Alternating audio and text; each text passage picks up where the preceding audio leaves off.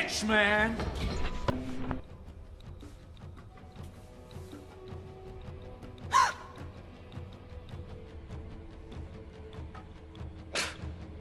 What's up, guys? On this episode of On the Set for October Horrorfest, I'm checking out the original Evil Dead from 1981.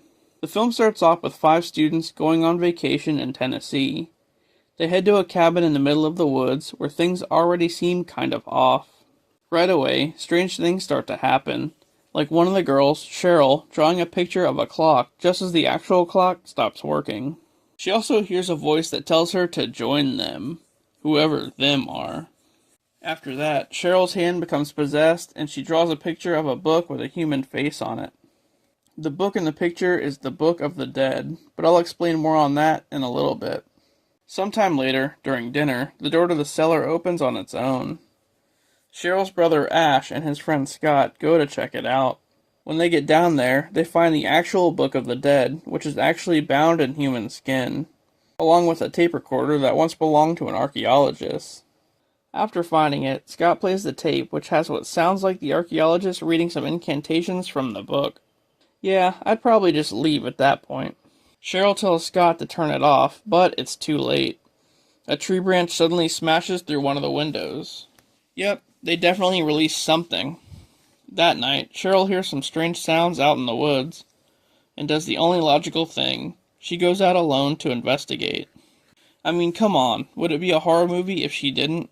As to be expected, she gets attacked by a possessed tree. Cheryl manages to escape and runs back to the cabin, where Ash tells her that he'll take her back to town. But, to their surprise, the bridge leading out has been destroyed. After that, Ash does more research and learns that they're being tormented by an entity. The only way to kill it is to dismember whoever it's possessing.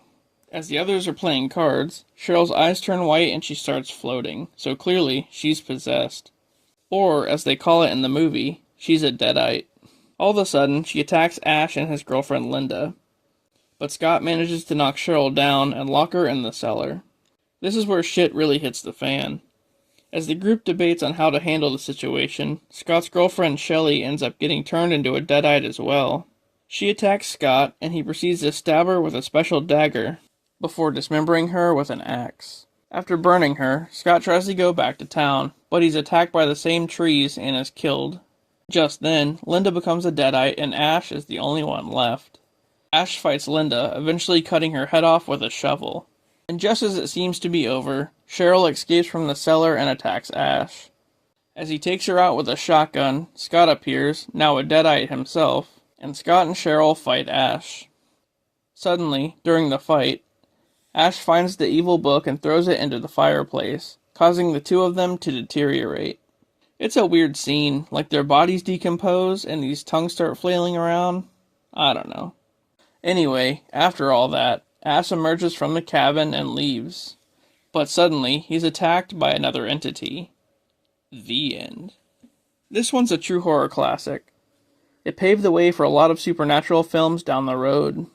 Also, Bruce Campbell was great as Ash, and those deadites, well, they were pretty intense. If I found a book that had a human face on it, I'd probably just run away from it. But that's just me. Anyway, continuing with the Horrorfest fun, next time I'm taking a look at part 2, so stay tuned.